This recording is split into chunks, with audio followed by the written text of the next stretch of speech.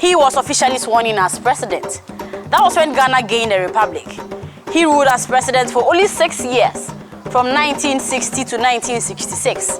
And he achieved a lot within that short period, from education to state house and hotel projects, roads, railways, industries, and so many more. My name is Justin Spear, and how I felt today about the museum, I felt pretty good about it. I like a lot of things here.